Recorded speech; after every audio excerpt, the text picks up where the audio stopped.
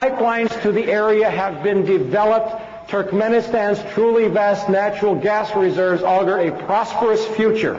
He's talking about the pipelines. Without sustained and directed American involvement, before long, the forces of global disorder.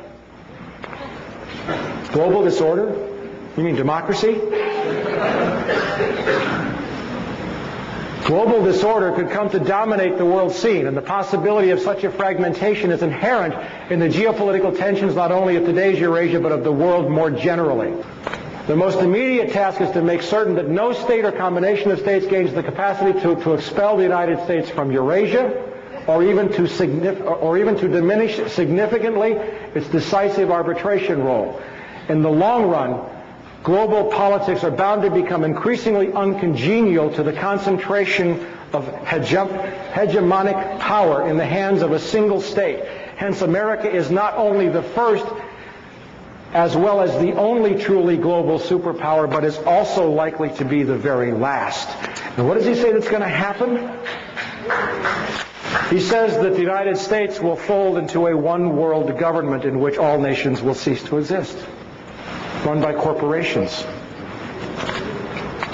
I'm paraphrasing it. Now, hold your breath. Very last pages in the book. Moreover, as America becomes an increasingly multicultural society, it may find it more difficult to fashion a consensus on foreign policy issues except in the circumstance of a truly massive and widely perceived direct external threat.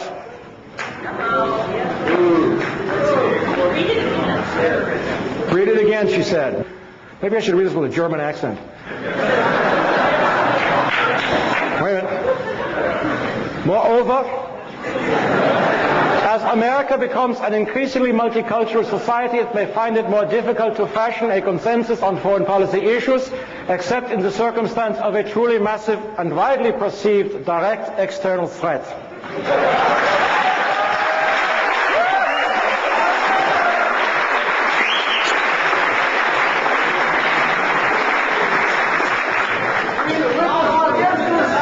Listen, I want you to know that the Third Reich did not lose the Second World War.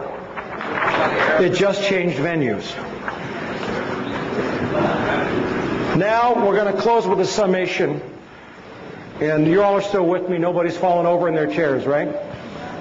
Can I have a minute to take a hit off my Pepsi here? All right. Now I'm going to run you through a timeline, which is what a detective would do for a prosecutor. I'm going to run you through a series of events with some information that's absolutely going to curl your socks. Or something. And let's start with some of this we've covered. 1998 and 2000, former President George Bush travels to Saudi Arabia on behalf of the Carlyle Group, the 11th largest defense contractor. While there, he meets privately with the Saudi royal family and the bin Laden family. Source, Wall Street Journal, September 27th. Also from The Wilderness, that's my newsletter, The Best Enemies Money Can Buy. And I hope some of you folks are going to subscribe tonight. Chris, wherever you are, raise your hand.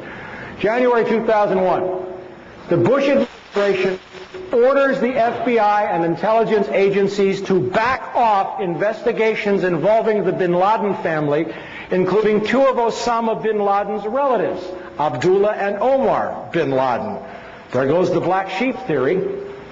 Who were living, guess where? In Falls Church, Virginia, right next to CIA headquarters. This followed previous orders dating back to 1996, that's under Bill Clinton, frustrating efforts to investigate the bin Laden family. Source, BBC Newsnight correspondent Greg Palast. And on the TV broadcast, he actually held up an FBI national security report showing that the Bureau had been ordered to leave the bin Ladens alone. By the way, this is just for your edification. This is a copy of the BBC report showing that the Bush administration ordered the FBI to stop investigating the bin Laden family in January, right after taking office.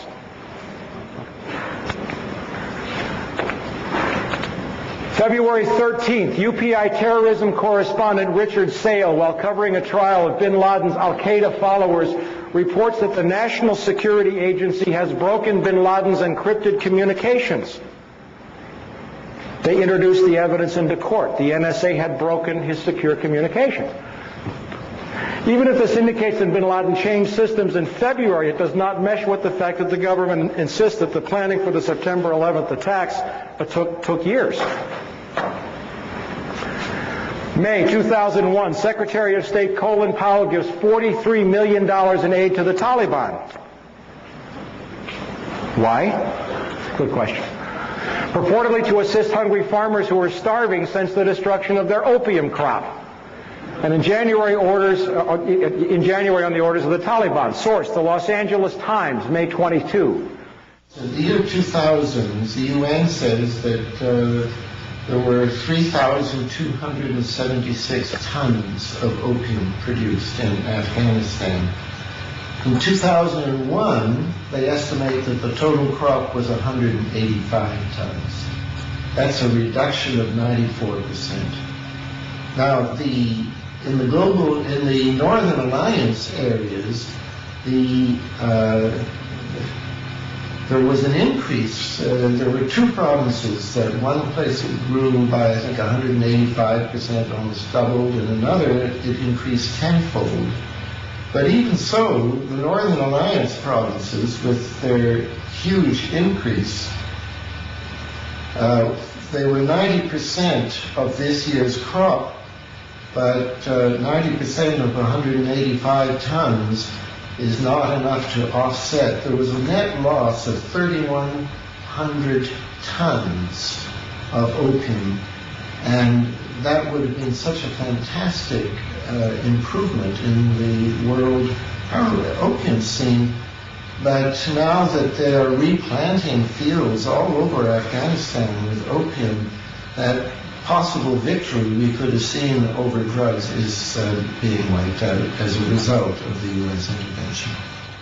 May 2001, Deputy Secretary of State, one of my favorite guys in the whole world, Richard Armitage, a former Navy SEAL who used to go on kill missions in Laos and Cambodia, who has been dealing drugs for most of his adult life, who was involved in Iran-Contra and death squads, and who has been around this world as a covert operative, goes to India at the same time while the DCI, the CIA Director George Tenet, travels to Pakistan.